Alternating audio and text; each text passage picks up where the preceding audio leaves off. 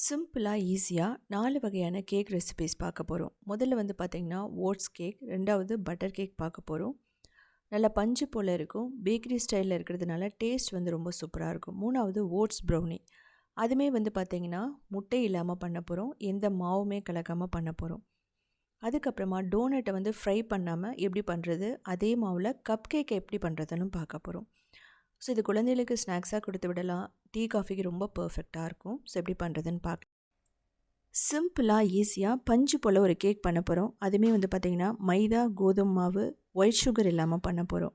Weight loss அப்படின்னு போகும்போது உங்களுக்கு ரொம்ப பர்ஃபெக்டாக இருக்கும். 3 டேஸ் வரைக்குமே கெட்டு போகாது. குழந்தைகளுக்கு ஸ்நாக்ஸாக கொடுத்து விடலாம், டீக்கும் எடுத்துக்கலாம். இதுக்கு வந்து பார்த்திங்கன்னா ஒரு முட்டை எடுத்துக்கலாம், வனிலா எசன்ஸ் கொஞ்சம் போட்டுக்கோங்க. முட்டை வந்து பிடிக்கல அப்படின்னா தயிர் நீங்கள் வந்து போட்டுக்கலாம். ஆனால் இதுக்கு முட்டை போடும்போது அந்த ஸ்பாஞ்சினஸ் இருக்கும். வனிலா எசன்ஸ் போடும்போது முட்டையோட ஸ்மெல் வராது. இப்போது நாட்டு சர்க்கரை அரை கப், ஆயில் வந்து ஒரு 4-5 டேபிள் ஸ்பூன் தான் தேவைப்படும். நீங்கள் அரை கப்பெல்லாம் ஊற்றிடாதீங்க, அதே வந்து ரொம்ப ஹெவியாகிடும், ஃப்ளேவரும் நல்லா இருக்காது.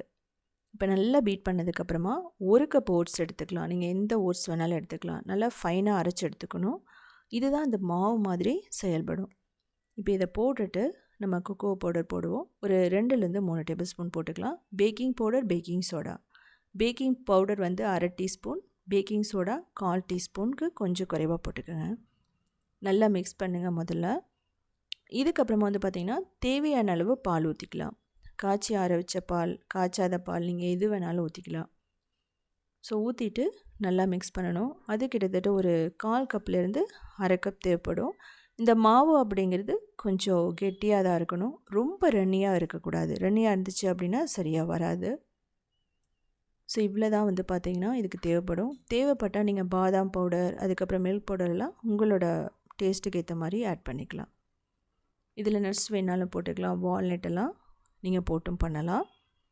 இந்த மாதிரி பதத்தில் வந்தோடனே நம்ம வந்து ட்ரேயில் ஊற்றிடுவோம். சாரி, இந்த டின்னில் ஊற்றிட்டு நம்ம வந்து அவனில் பேக் பண்ண போகிறது கிடையாது, கடாயில் பேக் பண்ண போகிறோம். ஸோ இதை வந்து ஊற்றுனதுக்கப்புறமா இந்த மாதிரி அந்த ஏர் பபிள்ஸ் எல்லாம் எடுத்து விட்டுட்டிங்க அப்படின்னா ஈவனாக பேக் ஆகும். ஸோ இது வந்து முதல்ல கடாயை ஒரு 5 நிமிஷம் மீடியம் ஃப்ளேமில் ப்ரீஹீட் பண்ணிவிட்டு லோ மீடியம் ஃப்ளேம் வச்சுட்டு ஒரு 35 மினிட்ஸ் பேக் பண்ணிங்கன்னா பர்ஃபெக்டாக ரெடி ஆகிடும். அவன் ஓடிஜி அப்படின்னா 10 மினிட்ஸ் 250 டிகிரியில் ப்ரீஹீட் பண்ணிவிட்டு ஒரு 25 மினிட்ஸ் to 30 மினிட்ஸ் 180 டிகிரியில் பேக் பண்ணிங்கன்னா ரொம்ப சூப்பராக ரெடி ஆகிடும். ஸோ ஆறுனதுக்கப்புறம் எடுத்துக்கலாம். இது வந்து மைதா கோதுமாவோட டேஸ்ட் ரொம்ப அதிகமாக இருக்கும். இதில் தேவைப்பட்டால் நீங்கள் சாக்லேட் சிப்ஸ் கூட ஆட் பண்ணிக்கலாம், ஃப்ராஸ்டிங் பண்ணலாம், உங்களுக்கு ஆப்ஷனல் தான் அது எல்லாமே. ஸோ ஒரு ஃபில்லிங்கான ஸ்நாக்ஸ்ன்னு சொல்லலாம். ஆறுனதுக்கப்புறம் எடுக்கும்போது உங்களுக்கு ரொம்ப உடையாமல் வரும். இதே கேக் ரெசிப்பியை நீங்கள் அவன்லேயும் பண்ணலாம், அவன் எல்லாமேயும் பண்ணலாம். அதே சமயம் ஓட்ஸோடு சேர்த்து நீங்கள் ராகி, மில்லட்டை வந்து வச்சும் பண்ணலாம், உங்களுக்கு நல்லாவே இருக்கும். அதே சமயம் நீங்கள் எக்கு போட்டிங்கன்னா 2 எக் போட்டிங்கனாலும் ரொம்ப பர்ஃபெக்டாக இருக்கும். ஸோ அது மாதிரி கூட நீங்கள் பண்ணி பாருங்கள். 3 டேஸ்க்கு கெட்டு போகாது. நீங்கள் ஃப்ராஸ்டிங் பண்ணியும் சாப்பிட்லாம், ரொம்பவே நல்லாயிருக்கும். அதே சமயம் விப்பிங் க்ரீம் வச்சு சாப்பிட்டாலும் நல்லாயிருக்கும். இதுக்கப்புறமா ஓட்ஸ் ப்ரௌனி, சிம்பிளாக ஹெல்த்தியாக ஓட்ஸ் ப்ரௌனி பண்ண போகிறோம். இதில் முட்டை, அதுக்கப்புறமா ஒயிட் சுகர், அதுக்கப்புறம் அவன் இல்லாமல் பண்ண போகிறோம். ஒரு பர்ஃபெக்டான வெயிட் லாஸ் ரெசிபின்னு சொல்லலாம். இது வந்து பிரேக்ஃபாஸ்ட், டின்னர், அதுக்கப்புறம் ஸ்நாக்ஸாக கூட நீங்கள் குழந்தைகளுக்கு கொடுத்து விடலாம். ப்ரிசர்வேட்டிவ்ஸ் எல்லாம் எதுவுமே ஆட் பண்ணாமல் பண்ணியிருக்கோம். முதல்ல பட்டர், அதாவது ஒரு 50 கிராம் பட்டர் எடுத்துகிட்டு இதோடு சேர்த்து ஒரு டார்க் சாக்லேட் ஒரு 50 கிராம் எடுத்துக்கலாம். இது ரெண்டையுமே வந்து நல்லா வந்து உருக்கணும். லோ ஃப்ளேம் வச்சுட்டு ஒரு நிமிஷத்துக்குள்ளே நீங்கள் வந்து இதை உருக்கி எடுத்துடணும். இல்லை அப்படின்னா இது நல்லா வந்து திக்காகிடும். நீங்கள் டபுள் பாய்லர் மெத்தடில் கூட பண்ணலாம், ஆனால் நான் வந்து சிம்பிளான மெத்தடில் காட்டியிருக்கேன். இப்போ 1 கப் ஓட்ஸை நல்லா ஃபைன் பவுடராக நம்ம அரைச்சி எடுத்துக்கணும். இதுதான் வந்து பார்த்திங்கன்னா மைதா கோதுமை மாவுக்கு ஈக்குவலாக செயல்படும். இது ஒரு பவுலில் போட்டு ஒரு 3 டேபிள் ஸ்பூன் கொக்கோ பவுடர் போட்டுக்கலாம். கொஞ்சம் மட்டும் baking powder, not baking soda போடக்கூடாது. இதை வந்து நல்லா மிக்ஸ் பண்ணணும். இது வந்து பார்த்திங்கன்னா சலிக்கணும்னு அவசியமே இல்லை. இப்போ ப்ரௌன் சுகர் கிட்டத்தட்ட ஒரு 3/4 கப் போட்டுக்கலாம். இதையும் சேர்த்து நல்லா மிக்ஸ் பண்ணிவிடுங்க. ப்ரௌன் சுகர் இல்லை அப்படிங்கிற பட்சத்தில் நீங்கள் வந்து வெல்லம், நாட்டு சர்க்கரை போட்டுக்கலாம். இப்போது நம்ம உருக்கி வச்சுருந்த அந்த பட்டரையும் அந்த டார்க் சாக்லேட்டையும் இதில் ஊற்றிட்டு ஃபஸ்ட்டு நல்லா மிக்ஸ் பண்ணுங்கள். அதுக்கப்புறமா தேவையான அளவு பால் ஊற்றிக்கலாம். நீங்கள் காய்ச்சி ஆற வச்ச பால் இல்லை நார்மல் பால் எது வேணாலும் நீங்கள் ஊற்றிக்கலாம். ஒரு அரை கப்லேருந்து 3/4 கப் உங்களுக்கு தேவைப்படும். இதையும் சேர்த்து நல்லா மிக்ஸ் பண்ணுங்கள். கன்சிஸ்டன்சி அப்படிங்கிறது இது ரொம்ப ரன்னியாக இருக்காது, ஓரளவுக்கு திக்காக தான் இருக்கும். இதில் வந்து எக்கு போடணும்னு நினைக்கிறவங்க ஒரு எக்கு இல்லைனா 2 எக்கை நல்லா பீட் பண்ணி நீங்கள் வந்து இதில் ஊற்றிக்கலாம். அதே சமயம் ப்ரௌன் சுகர் வந்து நீங்கள் என்ன பண்ணலான்னா ஒரு அரை கப் நார்மல் ப்ரௌன் சுகரும் ஒரு 1/4 கப் வந்து பவுடர் சுகர் கூட நீங்கள் போட்டுக்கலாம். ஸோ உங்களோட இஷ்டம் தான். இப்போ நல்லா வந்து மிக்ஸ் ஆகி வந்துடுச்சு. இந்த ஸ்டேஜ்லேயே நம்ம ஊற்றலாம். அப்படி இல்லைன்னா இன்னும் கொஞ்சம் பால் ஊற்றிட்டு இன்னும் கொஞ்சம் வந்து லைட் பேட்டராக வந்து நம்ம ரெடி பண்ணி எடுத்துக்கணும். இது வந்து வெயிட் லாஸ் அப்படிங்கிறதுனால நான் ஓட்ஸில் மட்டும்தான் செஞ்சுருக்கேன். நீங்கள் வேணும் அப்படின்னா நீங்கள் கோதுமை மாவு ஒரு 1/4 கப் ஆட் பண்ணிக்கலாம். இல்லை அப்படின்னா ராகி மாவு ஒரு 1/4 கப் நீங்கள் ஆட் பண்ணி போட்டு பாருங்கள், ரொம்பவே நல்லாயிருக்கும். ஸோ இதை வந்து ஓவராக மிக்ஸ் பண்ண வேணாம், ஏன்னா நம்ம பேக்கிங் பவுடர்லாம் போட்டிருக்கோம். அதனால் யூஸ்வலாக ப்ரௌனியில் வந்து பேக்கிங் பவுடர் போட மாட்டோம். ஆனால் நம்ம வந்து முட்டை இல்லாமல் பண்ணும்போது கொஞ்சம் போடுறது வந்து ரொம்ப நல்லது. அப்போ தான் அது வந்து ஸ்மூத்தாக இருக்கும் நமக்கு ப்ரௌனி அப்படிங்கிறது. இப்போ எடுத்து நம்ம வந்து ட்ரேயில் போட்டுடலாம். ஈவனாக ஸ்ப்ரெட் பண்ணி விட்டுருங்க. நட்ஸோ சாக்லேட் சிப்ஸோ உங்கள்கிட்ட இருந்துச்சுன்னா நீங்கள் பாதாம், முந்திரி, பிஸ்தா, சாக்லேட் சிப்ஸ், டார்க் சாக்லேட்டை வந்து கட் பண்ணி போடலாம். இல்லைங்கிற பட்சத்தில் நீங்கள் ப்ளைனாக விட்டுறலாம். இல்லை ஓட்ஸ் வந்து நீங்கள் மேலே தூவியும் பண்ணலாம், ஒன்றும் பிரச்சனை இல்லை. இதுக்கப்புறமா நம்ம கடாயில் தான் பேக் பண்ண போகிறோம். கடாய் அப்படிங்கும்போது 5 நிமிஷம் மீடியம் ஃப்ளேமில் ப்ரீ ஹீட் பண்ணிவிட்டு அதுக்கப்புறம் ஒரு 30 மினிட்ஸ் லோ மீடியம் ஃப்ளேமில் பேக் பண்ணிங்கன்னா பர்ஃபெக்டாக ரெடி ஆகிடும். ப்ரெஷர் குக்கருக்கும் சேம் மெத்தட் தான். ப்ரெஷர் குக்கரில் பண்ணும்போது நீங்கள் என்ன பண்ணணும் அப்படின்னா கேஸ் கட்டியும் விசிலையும் ரிமூவ் பண்ணிட்டு தான் பண்ணணும். அவன் ஓடிஜி அப்படிங்கும்போது 10 மினிட்ஸ் 250 டிகிரியில் ப்ரீ ஹீட் பண்ணிவிட்டு அதுக்கப்புறம் ஒரு 30 மினிட்ஸ் 180 டிகிரியில் பேக் பண்ணிங்கன்னா பர்ஃபெக்டாக ரெடி ஆகிடும். டூத் பிக் வச்சு பாருங்கள், ஒட்டாமல் வந்துருச்சு அப்படின்னா சூப்பராக ரெடி ஆகிடும். இதை வந்து ஆறுனதுக்கப்புறம் தான் எடுக்கணும். சூடாக எடுக்கும்போது கொஞ்சம் உதிர பார்க்கும் தான். இதுக்கு மேலே வந்து பார்த்திங்கன்னா டாப்பிங் அப்படிங்கிறது எதுவுமே வேணாம். ஒன்று பட்டரையும் பவுடர் சுகரையும் வச்சு நீங்கள் ஃப்ராஸ்டிங் பண்ணலாம். அப்படி இல்லை அப்படிங்கிற பட்சத்தில் சாக்லேட் சிரப் வந்து மேலே ஊற்றிட்டு நீங்கள் ஃப்ரிட்ஜில் வச்சுட்டாவே சூப்பராக ரெடி ஆகிடும். ஸோ நம்ம தேவையான ஷேப்பில் கட் பண்ணிக்கலாம். ப்ரௌனி அப்படிங்கிறது வந்து பார்த்திங்கன்னா கொஞ்சம் ஃபஜ்ஜியாக தான் இருக்கும். நம்ம கேக்கு மாதிரி அந்த உதிரியெல்லாம் இருக்காது. ஸோ அதனால் கொஞ்சம் நமக்கு அந்த இதுலையெல்லாம் ஓட்டும் நம்ம கட் பண்ணும்போது. இதில் வந்து பார்த்திங்கன்னா ஹெர்ஷீஸில் நமக்கு சாக்லேட் சிரப் இருக்குது, அதையும் நீங்கள் வந்து மேலே வந்து ஸ்ப்ரிங்கிள் பண்ணலாம். அப்படி இல்லைன்னா கொஞ்சம் கொக்கோ பவுடர், பவுடர் சுகர், அதுக்கப்புறமா கொஞ்சம் பட்டர் போட்டு நல்லா காய்ச்சிட்டு அதையுமே நீங்கள் வந்து மேலே ஊற்றலாம். நல்லா கிளேஸ் வேணும்னா கொஞ்சம் கார்ன்ஃப்ளவர் 1 டேபிள் ஸ்பூன் போட்டு நல்லா குக் பண்ணி திக்காக எடுத்துட்டிங்கன்னா அதுவும் சூப்பராக இருக்கும். இல்லை அப்படின்னா டார்க் சாக்லேட்டை மெல்ட் பண்ணி கூட நீங்கள் மேலே டிசைன் பண்ணலாம். ஸோ இந்த ஓட்ஸ் ப்ரௌனி பார்த்தீங்க அப்படின்னா ஒரு பர்ஃபெக்டான ஒர்க் அவுட் ஸ்நாக்ஸ்ன்னு சொல்லலாம். அது மட்டும் இல்லாமல் ரொம்ப ரொம்ப ஹெல்தியானதுன்னு சொல்லலாம், க்ளூட்டன் ஃப்ரீன்னு கூட சொல்லலாம். சிம்பிளாக ஈஸியாக எக் இல்லாமல் சாக்லேட் டோனட்டும் அதுக்கப்புறம் சாக்லேட் கப் கேக்கும் பண்ண போகிறோம். இதில் வந்து பார்த்திங்கன்னா பட்டர் கிடையாது, அது மட்டும் இல்லாமல் நம்ம மைதா, ஒயிட் சுகர் இல்லாமல் பண்ண போகிறோம். பர்ஃபெக்டான ஒரு வெயிட் லாஸ் ரெசிபின்னு சொல்லலாம். அது மட்டும் இல்லாமல் குழந்தைகளுக்கு ஈவினிங் ஸ்நாக்ஸாக கொடுக்கலாம். ஈவன் நீங்கள் ஸ்கூலுக்கு கூட கொடுத்து விடலாம், ரொம்ப நல்லாயிருக்கும். இதுக்கு வந்து 2 பழம் எடுத்துக்கலாம். நல்ல பழுத்த பழமாக இருக்கணும். அதான் வந்து பார்த்திங்கன்னா கப் கேக்குக்கெல்லாம் ரொம்ப நல்லாயிருக்கும். நல்லா மேஷ் பண்ணி எடுத்துக்கணும். இதை வந்து மிக்சியில் போட்டு அரைக்க வேணாம். இப்போ வந்து பார்த்திங்கன்னா ஒரு பவுலுக்கு ட்ரான்ஸ்ஃபர் பண்ணிடலாம். இதுக்கப்புறமா ஆயில் வந்து 1/4 கப், ப்ரௌன் சுகர், அதுக்கப்புறமா வனிலா எசன்ஸ். ப்ரௌன் சுகர் இல்லை அப்படின்னா நாட்டு சர்க்கரை யூஸ் பண்ணலாம். இல்லை அப்படின்னா வெல்லத்தை நீங்கள் துருவி போடலாம். நல்லா மிக்ஸ் பண்ணணும், கட்டிகள் இல்லாமல். இப்போ கோதுமை மாவு 3/4 cup, cornflour 2 table spoon, cocoa powder வந்து பார்த்திங்க அப்படின்னா 1/4 cup, baking powder, baking soda.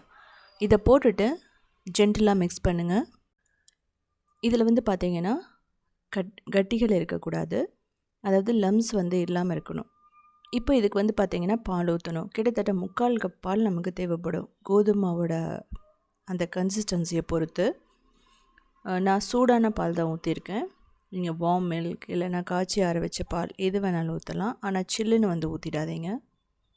So இப்படி நல்லா மிக்ஸ் பண்ணதுக்கப்புறமா சாக்லேட் சிப்ஸ், அதுக்கப்புறமா அந்த கன்சிஸ்டன்சிக்காக நம்ம எக்ஸ்ட்ரா வந்து கொஞ்சம் பால் ஊற்றுறோம். ரொம்ப சிம்பிளான மெத்தடு தான். முட்டை இல்லாமல் பண்ணுறதுனால உங்களுக்கு அந்த ஸ்மெல்லெல்லாம் எதுவுமே இருக்காது. கிட்டத்தட்ட ஒரு 3 டேஸ் வரைக்குமே இது கெட்டு போகாது. இதில் யூஸ் பண்ணியிருக்க ஆயில் வந்து ஃப்ளேவர் இல்லாத ஆயிலாக இருக்கணும். சன்ஃப்ளவர் ஆயில் கரெக்டாக இருக்கும். நீங்கள் கடலெண்ணெய், நல்லெண்ணெய், அதுக்கப்புறம் ஆலிவ் ஆயிலெல்லாம் யூஸே பண்ணிடாதீங்க. இப்போது ஒரு ஜிப்லாக் பவுச்சில் போட்டுக்கலாம். உங்கள்கிட்ட ஏதாவது ஒரு கவர் இருக்கும். ஸோ அதில் போட்டுட்டு நம்ம ஈஸியாக வந்து கப் கேக் வந்து ஷேப் பண்ண முடியும். டோனட்டும் அப்படி தான். இந்த டோனட் கப் கேக் மோல்டில் வந்து கொஞ்சம் ஆயிலோ பட்டரோ தடவிக்குங்க. அதுக்கப்புறமா இது மாதிரி நம்ம டோனட் ஷேப்பில் பண்ணிக்கலாம். யூஸ்வலாக டோனட் எப்போவுமே ஆயிலில் ஃப்ரை பண்ணி சாப்பிட்றது நல்லது கிடையாது. ஸோ இப்படி பண்ணும்போது நம்ம பேக் பண்ணும்போது ஆயிலும் ரொம்ப தேவையில்லை, ஆயிலையும் அப்சர்வ் பண்ணிக்காது, ஆயில் ஸ்மெல்லும் வராது. அதே சமயம் வந்து பார்த்திங்கன்னா ரொம்ப நாள் கெட்டு போகாமே இருக்கும். ஸோ நமக்கு வந்து இந்த கில்ட்டி இல்லாமல் நம்ம சாப்பிட்லாம். இந்த மாதிரி அழகாக ஷேப் பண்ணிக்கோங்க. இந்த மோல்டு இருந்ததுன்னா உங்களுக்கு ஈஸியாக இருக்கும். ஸோ இல்லை அப்படின்னா நீங்கள் சின்ன சின்ன கப்ஸை வச்சு கூட நீங்கள் பண்ணலாம், இடையில சின்ன டம்ளரை வச்சு. ஸோ இந்த மாவுலேயே நான் 2 பண்ணுறேன், டோனட்டும் கப் கேக்கும். அதே மாதிரி கப் கேக்குக்கும் நீங்கள் என்ன பண்ணணும் அப்படின்னா தேவையான அளவு ஊற்றிடணும். இப்போது இது முக்கால் வாசி தான் இருக்கணும். ஏன் அப்படின்னா மேலே வந்து ஃபுல்லாக போட்டிங்கன்னா பொங்கி வந்துடும் மேலே அதிகமாக.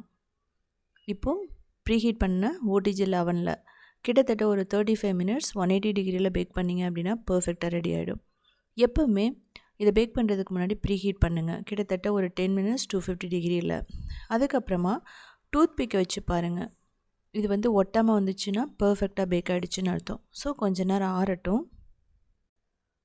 நீட்டாக க்ளீனாக ஒரு காட்டன் கிளாத்தை போட்டு நீங்கள் கவர் கூட பண்ணி வச்சிடலாம். ஸோ இல்லை அப்படின்னா ரூம் டெம்பரேச்சரில் அப்படியே நம்ம ஆற விட்டுடலாம். சூடாக இருக்கும்போது சாக்லேட்ஸ் வந்து போடும்போது அது வந்து பார்த்திங்கன்னா அப்படியே கப் கேக் மேலே அப்படியே அழகாக வந்து ஒட்டிக்கும். ஸோ பார்க்குறதுக்கும் நல்லாயிருக்கும், சாப்பிட்றதுக்கும் நல்லாயிருக்கும். இல்லை நீங்கள் சாக்லேட் சிரப் கூட நீங்கள் மிடில் ஒரு கேவிட்டி மாதிரி பண்ணி அப்படி கூட ஊற்றி குழந்தைகளுக்கு கொடுக்கலாம். இப்போது இது பாருங்கள் ஆறிடுச்சு. ஜென்டலாக நம்ம வந்து அந்த கத்தியை வச்சு எடுக்கும்போதே ஈஸியாக டீமோல்ட் ஆகிடும். எவ்வளோ சூப்பராக இருக்குது பாருங்கள். அந்தளவுக்கு பஞ்சு மாதிரி இருக்கும். ஈவன் நம்ம ஆயிலில் ஃப்ரை பண்ணுறதை விடவே, ஏன்னா ஆயிலெலாம் ஈஸ்டெல்லாம் வந்து போட வேண்டியது வரும். ஸோ அதனால் உங்களுக்கு இது மாதிரி பண்ணி பாருங்கள். அதே மாதிரி சூடாக இருக்கும்போது நம்ம சாக்லேட் சிப்ஸ் வைக்கும்போது பர்ஃபெக்டாக அப்படியே லைட்டாக மெல்ட் ஆகி அதில் ஒட்டிடும். ஸோ நான் சொன்ன மாதிரி 3 to 4 டேஸ்க்கு கெட்டு போகாது. இதில் வந்து நீங்கள் பவுடர் சுகரில் டிப் பண்ணலாம், இல்லை அப்படின்னா ஏதாவது சாக்லேட் சிரப் வந்து மேலே ஊற்றி சாப்பிட்லாம். இது ஃப்ரை பண்ணாதனால ரொம்ப ஹெல்த்தியானது கூட. இன்கேஸ் உங்கள்கிட்ட அவன் இல்லைன்னா கூட ஒன்றும் பிரச்சனையும் இல்லை, கடாய் ப்ரெஷர் குக்கரில் பண்ணி பாருங்கள். 5 மினிட்ஸ் மீடியம் ஃப்ளேமில் ப்ரீஹீட் பண்ணிவிட்டு ஒரு 25 மினிட்ஸ் பேக் பண்ணிங்க அப்படின்னா லோ மீடியம் ஃப்ளேமில் பர்ஃபெக்டாக ரெடி ஆகிடும். ஃபைனலாக பட்டர் கேக் பார்க்க போகிறோம். சிம்பிளாக ஈஸியாக பேக்கரி ஸ்டைலில் நம்ம பட்டர் கேக் பார்க்க போகிறோம். அதுவுமே வந்து பார்த்திங்கன்னா ஒயிட் சுகர் இல்லாமல் பண்ண போகிறோம். இது குழந்தைகளுக்கு ஸ்நாக்ஸாக கொடுக்கலாம். டீ காஃபிக்கு வந்து பார்த்திங்கன்னா ரொம்ப பர்ஃபெக்டாக இருக்கும்.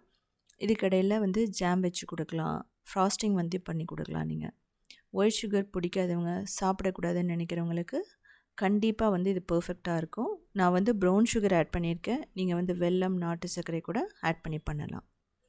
ஸோ எப்படி பண்ணுறதுன்னு பார்க்கலாம். இது வந்து பார்த்திங்கன்னா நல்லா பஞ்சு போல் இருக்கும். அதாவது நோ ஃபெயில் ரெசிபின்னு சொல்லலாம். பிகினர்ஸ்க்கு ரொம்ப பர்ஃபெக்டாக இருக்கும். இதுக்கு வந்து ஒரு 50 to 60 கிராம் பட்டர் எடுத்துகிட்டு நல்லா வந்து மிக்ஸ் பண்ணணும். அப்போ தான் வந்து பார்த்திங்கன்னா அது சாஃப்டாக கொஞ்சம் ஃப்ளஃபியாக வரும். ப்ரௌன் சுகர் 1/2 கப் போட்டுக்கலாம். டேஸ்ட்டுக்கு ஏற்ற மாதிரி நீங்கள் போட்டுக்கோங்க. இதையும் சேர்த்து நல்லா வந்து மிக்ஸ் பண்ணணும். அந்த சுகர் வந்து நல்லா கரைஞ்சி ஃப்ளஃபியாக வரணும்.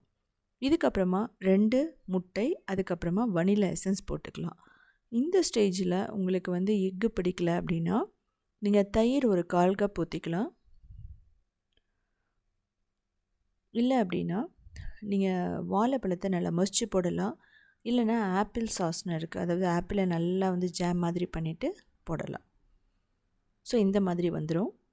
கலர் வந்து பார்த்திங்கன்னா ப்ரௌனாக தான் இருக்கும், ஏன்னா ப்ரௌன் சுகர் ஆட் பண்ணுறதுனால. மைதா வந்து 1 கப்பும், பேக்கிங் பவுடர், பேக்கிங் சோடா போடணும். Baking soda 1/4 teaspoon, baking powder 1 teaspoon, அதுக்கப்புறம் கார்ன்ஃப்ளவர் 2 டேபிள் ஸ்பூன். கார்ன்ஃப்ளவர் வந்து பார்த்திங்கன்னா ரொம்ப நல்லது. அது மட்டும் இல்லாமல் ஒரு நல்ல ஒரு பஞ்சு மாதிரி ஒரு டெக்ஸ்சர் வந்து இது கொடுக்கும். இப்போ வந்து பார்த்திங்கன்னா இதில் பால் ஊற்றிருக்கேன். பால் அப்படிங்கிறது ஒரு 1/4 கப் தேவைப்படும். இது காய்ச்சி ஆற வச்சின பால் தான். இதையும் போட்டுட்டு நல்லா மிக்ஸ் பண்ணுங்கள். அதே சமயம் ஓவராக வந்து நீங்கள் பீட் பண்ணக்கூடாது. பீட் பண்ணிங்க அப்படின்னா அந்த பேட்டர் வந்து ரொம்ப இறுக்கமாகிடும், கேக் வந்து சரியாக வராது.